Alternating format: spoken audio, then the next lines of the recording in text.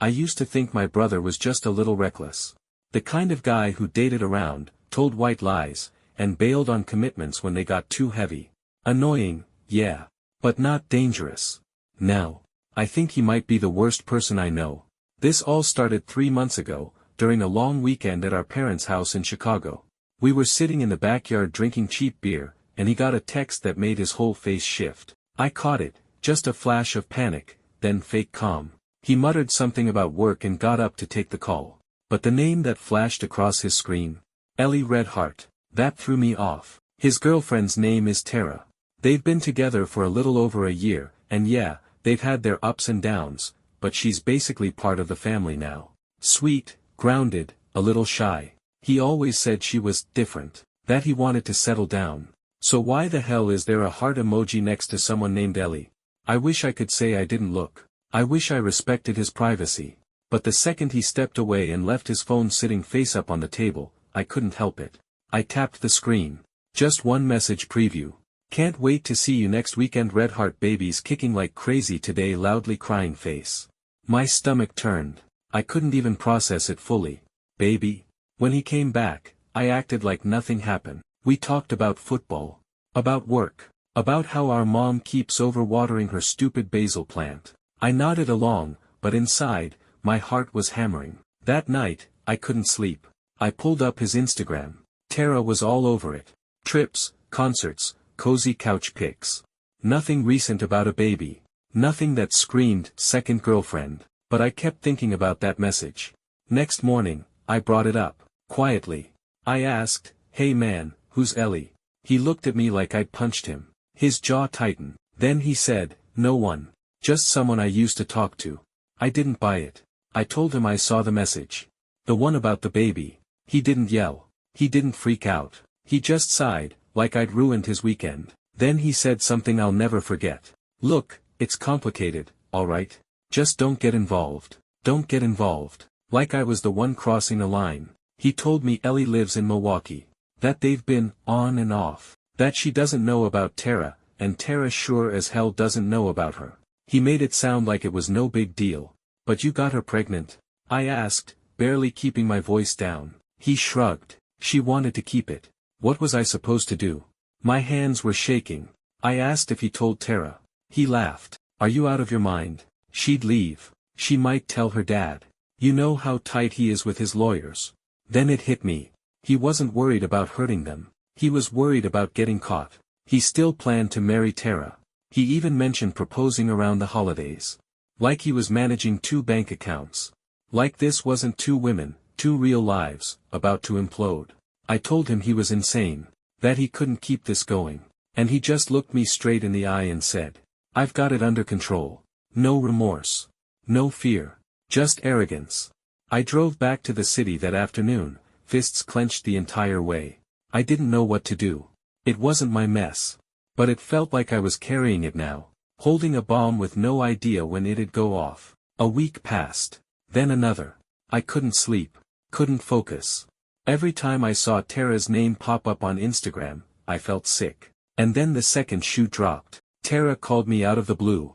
She never calls me. She sounded nervous, like she was trying to act casual but something was off. She asked if I'd talked to my brother lately. I said not really. She said he'd been weird lately. Distant. Dodging her calls when he was traveling for work. Then she asked me if I knew someone named Ellie. Ice spread through my chest.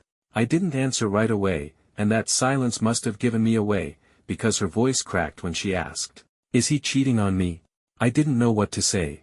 If I lied, I'd be protecting him. If I told the truth, I'd be setting her entire world on fire. I said her name quietly. "Tara." And she broke. I mean broke. She started sobbing on the phone. Then she said the words that changed everything. "I'm pregnant." Just like that, I was holding 2 pieces of the same nightmare. One girlfriend in Milwaukee, already feeling the baby kick. And another in Chicago, just a few weeks in, terrified and alone. And my brother? Still acting like he's got it all under control. I didn't say a word to him after that. I didn't text, didn't call. But I started digging.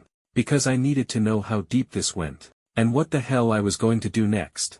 I didn't want to play detective. I really didn't. But once you find out your brother's been running a 2-woman con, with babies involved, there's no such thing as looking the other way. Not when one of those women just broke down on the phone, asking if her entire life was a lie.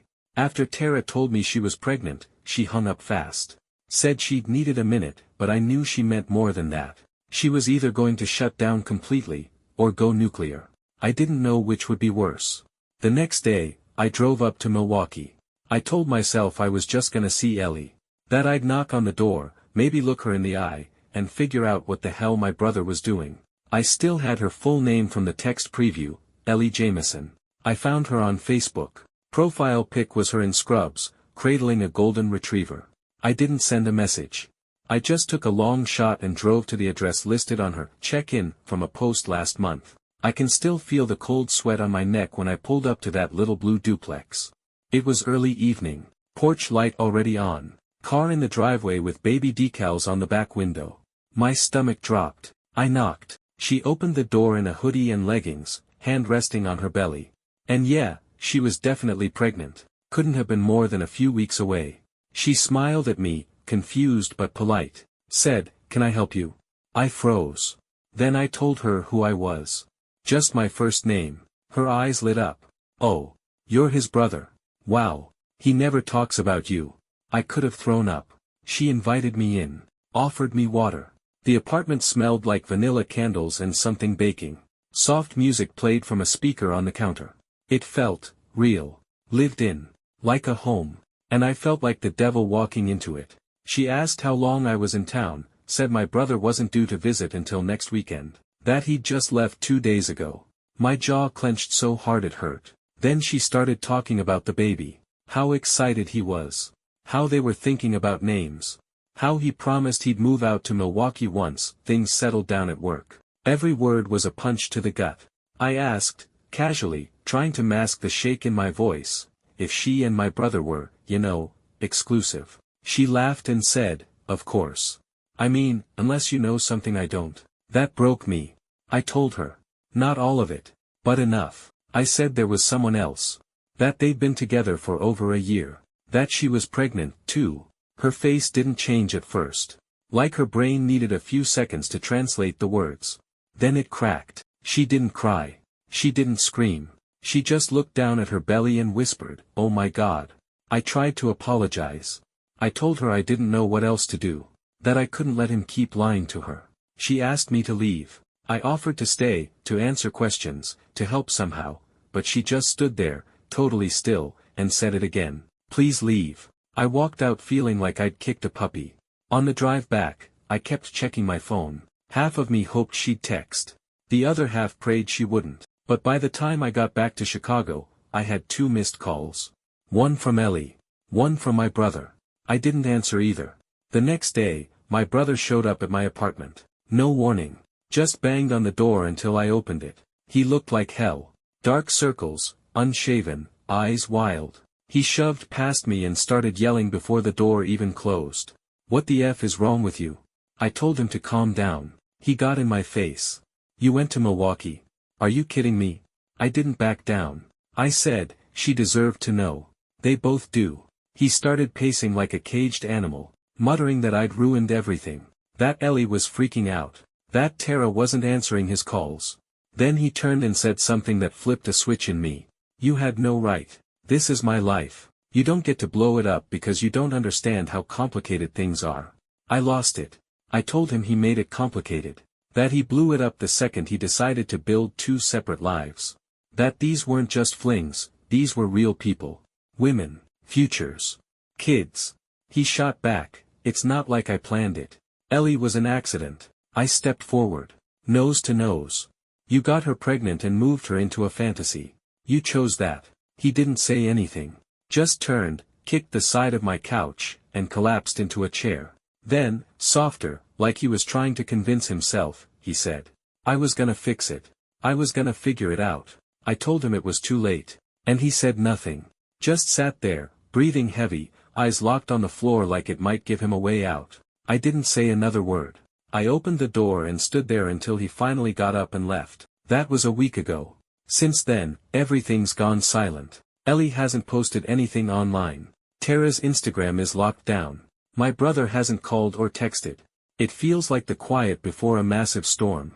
And I don't know if I'm the one who lit the fuse. Or if I just exposed it. 2 weeks. That's how long the silence lasted.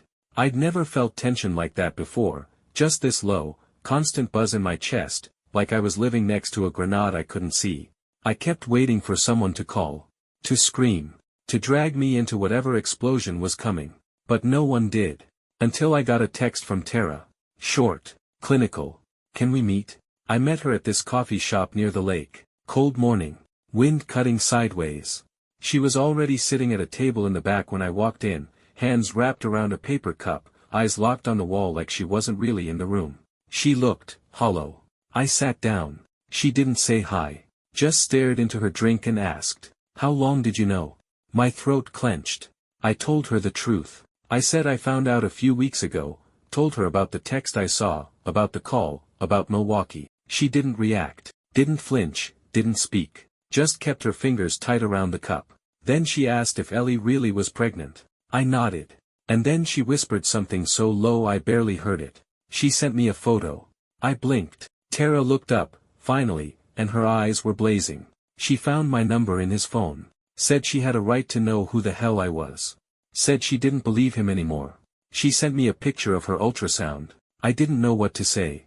My mouth opened. Nothing came out. She leaned forward, voice shaking now, not from sadness, but rage. I thought we were building a life. I let him stay at my place 4 nights a week. I cooked for him. Cleaned up after him. I was gonna tell my parents this weekend. I was gonna make it real. I wanted to say I was sorry. That she deserved better. But she wasn't looking for sympathy. She wanted clarity. She asked, flat out, did he love her? I told her I didn't know. And that was true. I didn't. My brother's a liar, yeah, but even I couldn't decode the warped mess inside his head. Tara sat back and looked out the window. She said, he kept telling me he was traveling for work, that he was tired, that I was being too needy. She smiled bitterly. The whole time he was just driving to another city. To her. Then she reached into her bag, pulled out a manila folder, and slid it across the table. I opened it. Inside was a timeline. Receipts. Gas station charges. Hotel bookings. Bank statements. Tara had dug in. Dates, mileage, even screenshots from his calendar. She'd mapped out every lie. I felt sick, but also, relieved. Because for the first time since this mess started, someone besides me saw it all clearly. She said she didn't want revenge. She wanted accountability. That night, she called a meeting. A real one. 1 room, 3 people. My brother, Tara, Ellie, and me. It happened 2 days later, at a rented conference room in some co-working space downtown. Neutral ground. Tara handled everything. She told my brother it was just a talk. She told Ellie the same. She didn't tell either of them the other was coming. I sat near the door, heart pounding, palms damp, questioning every life choice that led me here. My brother walked in first. He looked nervous, twitchy, like he knew something was off but couldn't figure out what. Then Ellie walked in. And froze. She stared at him. Then at Tara. Then at me. Her hand went straight to her belly. What the hell is this? Tara stood up slow. Calm. Cold. Controlled. She said, I thought we should all finally meet. Since we've all been sharing the same man. My brother tried to speak. Tried to walk toward her. Tara stepped back. Don't. You so much as breathe wrong, I'll end you. Ellie was shaking now. Not from fear, fury. She looked at my brother like something she'd swerved to avoid but wished she hadn't. Then she asked, how long? He didn't answer. She screamed it this time. How long? And that's when he cracked. He sat down, buried his face in his hands, and said, I never meant for it to get this far. Ellie laughed. Harsh. Disgusted. Tara didn't even blink. She said, you lied to me for a year. Slept in my bed. Ate dinner with my family. You rubbed my back the night I told you I was pregnant. Then she looked at Ellie. You said he left 2 days ago. That's when I told him about my pregnancy. Ellie's face turned white. My brother just sat there. Couldn't look at either of them. Couldn't speak. So I did. I told them both the whole timeline. The overlapping weekends. The identical promises. The plans he made with each of them without a second thought. And when I finished, Tara turned to him and said, real quiet, I'll never forgive you. Ellie said nothing. She just stood, walked to the door, and paused. Then she turned, locked eyes with my brother, and said, "You don't deserve to be a father." And left. Tara followed. Didn't even look back. I sat in that room for 5 minutes, just breathing. My brother never moved. Didn't chase them. Didn't cry. Just sat there, hunched, small, ruined. And for once, I didn't feel sorry for him. My brother disappeared after that. Not in the literal sense, he didn't skip town or vanish off the grid, but emotionally, mentally, he was gone. I'd never seen him like that. No cocky smirk, no fake charm, no, "I've got it under control." Just a hollow shell dragging itself through the wreckage he created. The next time I saw him, he was sleeping in his car. I only found out because our mom called me in a panic. Said he wasn't answering her texts. Said he missed Sunday dinner, which never happens. I didn't have the heart to tell her everything. I just said he was going through something. I found him parked behind the old high school stadium, of all places. Like he was trying to hide in nostalgia. His front seat was reclined, clothes tossed in the back, half a Subway sandwich on the floor. He looked up when I knocked on the window. His hair was a mess, skin pale, eyes raw and glassy. He opened the door, didn't say a word. Just looked at me like, "Well, here I am. Look what's left." I asked him what the hell he was doing. He said he couldn't go to Ellie's, she blocked him. And Tara? She'd packed up his stuff and dumped it on her porch in garbage bags. I asked about a hotel, a friend's place, anything. He just shook his head and said, "Nobody wants to talk to me right now." Good. I told him flat out, he was lucky anyone still gave a damn at all.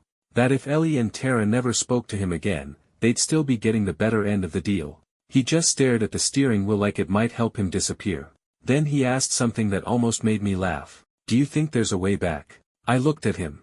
This grown-ass man, 33 years old, who'd played 2 women like chess pieces and left both of them pregnant and heartbroken. And he was asking me if there was a way back. I told him there wasn't. Not from this. What came next was a slow-motion implosion. Ellie posted publicly, nothing dramatic, just a photo of her bump, captioned, "Just me and you, and boy or girl. We'll be fine." Her friends flooded the comments with hearts and support. No one mentioned him. Like he'd already been erased. Tara vanished from socials completely. Went full ghost mode. No updates, no photos. Radio silence. But I heard through a friend that she was moving back in with her parents. Said she didn't want to be alone, not right now. My brother spiraled. Quit his job 2 weeks later. He said he needed time to figure things out, but we both knew the truth, he couldn't face anyone. Couldn't sit at a desk and pretend to be a person. Not after everything. Not when his name was probably poison in every group chat tied to either of those women. One night, he called me drunk. Voice all slurry, sobbing, half coherent. Kept saying the same thing over and over again. I didn't mean to ruin it. I didn't mean to ruin it. I didn't have the energy to console him. All I said was, "Yeah. But you did." He went quiet after that. Didn't call again. Didn't try. I guess part of me hoped he'd finally sit with the wreckage long enough to actually feel something real. But the truth is, I still don't think he gets it. Not fully. I don't think he ever will. Because he never saw them as real people. They were roles to him. Girlfriend. Support system. Mother-to-be. He never saw the actual women behind those titles, the ones who cried themselves to sleep, questioned their own worth, rearranged their entire futures around a lie he curated. And now, they're both rebuilding. Separately. Quietly. Ellie's staying in Milwaukee. Said she's keeping the baby, but she made it clear he won't be involved. No name on the birth certificate. No contact. She said if he tries anything, she'll bury him in court. Tara's taking a different route. She hasn't said whether she's keeping the baby, and I'm not asking. It's not my place. But I know she's stronger than he ever deserved. That much is clear. As for me, I haven't spoken to him since that night in the car. Not a call. Not a text. And I don't plan to. Because here's the thing they never tell you about betrayal like this. Sometimes, the worst part isn't just what the person did. It's who they made you become in the process. I was never supposed to be the one digging through text messages, delivering bombshells, watching 2 innocent women sob while the man who wrecked them sat in a chair, silent and useless. But I did it. Because he wouldn't. And I'll carry that for the rest of my life. It's been 3 months since everything blew up. Since that meeting in the conference room. Since Ellie and Tara walked out. Since my brother sat there like a stunned animal, too stunned even to beg. I thought the fallout was done. That the damage had settled. That maybe, somehow, we could all go our separate ways and never have to cross into each other's lives again. But I was wrong. It started with a knock at my door. Middle of a Tuesday. I figured it was a delivery or one of those clipboard charity. But when I opened it, Tara was standing there. She looked different, thinner, like she hadn't been sleeping much. But her eyes were locked in, calm, razor sharp. She didn't ask to come in. Just handed me an envelope. Said, "I think you need to see this." Then she turned around and walked away. I stood there for a full minute before I even opened it. Inside, a copy of a DNA test. 2 pages. Clinical. Cold. And at the bottom, in bold, 0% probability of paternity. I sat down like someone cut my strings. It wasn't my brother's baby. Tara's baby wasn't his. I must have read it 10 times. Checked the names, the dates, the testing center. It was real. Legit. I even Googled the clinic just to be sure. My head was spinning. Heart racing. Then I remembered her face the last time we spoke. The silence. The way she vanished off socials. I thought it was pain. Shame. A retreat. But it wasn't. It was strategy. I called her. She didn't answer. So I sent a text. "I don't understand." She replied 2 words. "Don't have to." And that was it. I didn't sleep that night. My brain kept chewing on it, over and over. Had she known the whole time? Was it revenge? Was it a mistake? An overlap? Some dark twist of irony? I called my brother the next day. He picked up on the 3rd ring, voice flat. He sounded half awake, like he hadn't seen daylight in a week. I didn't waste time. I asked if he'd seen Tara recently. He said no. Then I asked if he'd gotten a paternity test. He paused. Then said, "Yeah, got the results last week." I waited. He added, "She never said anything. Just left it in my mailbox." He didn't sound angry. He sounded wrecked. And I think, for the first time, he finally understood what it felt like to be on the other side of a lie. He asked if I thought she'd done it on purpose. I said I didn't know. That maybe it didn't matter. But what I wanted to say was this. You broke her. This was the only way she could break you back. We didn't talk long. He hung up without saying goodbye. I haven't heard from him since. And part of me hopes I never do. As for Ellie, she's still in Milwaukee. Still moving forward. I sent her a message after the paternity test. Just told her I hoped she was okay. That if she ever needed anything, I'd be around. She replied 2 days later. Short. But kind. Thanks. Me and the baby are good. That's all that matters now. She included a picture. Her hand resting on her bump. The tiniest pair of socks sitting on the kitchen counter. It broke me in the best and worst way. Because for all the damage my brother caused, somehow, some way, life is still pushing through it. And it's not his life anymore. He lost that. He lost everything. Because he thought he could juggle love and lies without anyone getting torn apart. He thought charm would carry him. He thought women like Ellie and Tara would never walk away. He thought family meant silence. But I didn't stay silent. I watched him dig his grave one sweet lie at a time. And when it was deep enough, I let him fall. Because sometimes, protecting someone means stepping out of the way. Letting the truth hit like a hammer. Letting it hurt. So yeah. Turns out my brother had 2 girlfriends in 2 cities. Neither knew the other existed. Both got pregnant. And now, neither one's raising his boy.